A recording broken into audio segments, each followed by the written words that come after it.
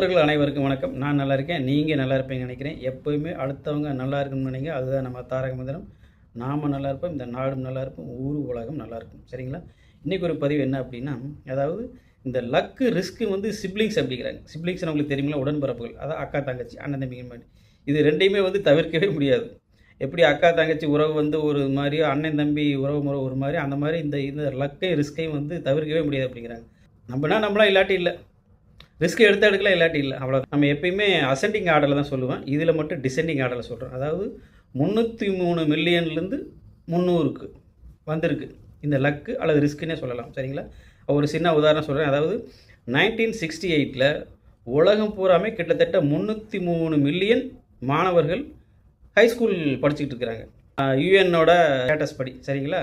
அதில் ஒரு 18 மில்லியன் பசங்க வந்து அமெரிக்காவில் படிச்சுட்டு இருக்காங்க. இப்போ நம்ம சொல்ல போகிறது அமெரிக்காவை பற்றி. ஏன்னா வளர்ந்த நாடுகளில் அது அப்பயே வளர்ந்துருச்சு.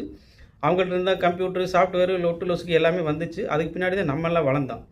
அதனால் இந்த லக்கு ரிஸ்க்கு வந்து யாருக்கு எப்படி அடிச்சுது அப்படிங்கிறது சொல்ல பதிவு தான் இது. 18 மில்லியன் ஸ்டூடெண்ட்ஸ் வந்து அமெரிக்காவில் படிக்கிறாங்க. அதில் 3 மில்லியன் மாணவர்கள் மட்டுமே வாஷிங்டன் சிட்டியில் படிக்கிறாங்க, 10th படிக்கிறாங்க. அதில் கிட்டத்தட்ட ஒரு 1 மில்லியன் அப்படின்னு வச்சுக்கலாம். 1 மில்லியன் மாணவர்கள் வந்து சேட்டல் அப்படிங்கிற ஏரியாவில் படிக்கிறாங்க.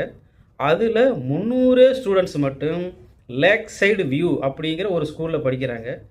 அந்த 300 பேருமே வந்து கம்ப்யூட்டரை படிக்கல. அதில் 3 பேர் கம்ப்யூட்டரை விரும்பி தேர்ந்தெடுத்து போகிறாங்க.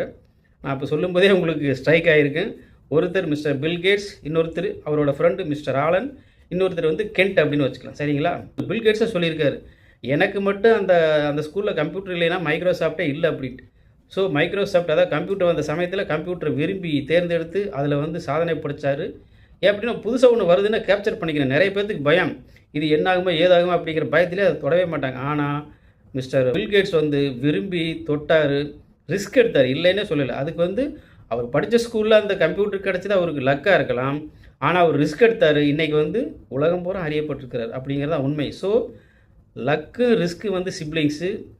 லக்கு நமக்கு இருக்கா இல்லையாங்கிறது வேறு, ரிஸ்க் எடுக்கணுமா இல்லையாங்கிறது நம்மக்கிட்ட தான் இருக்குது. Thank you very much. கமெண்ட்ஸில் சொல்லுங்கள்.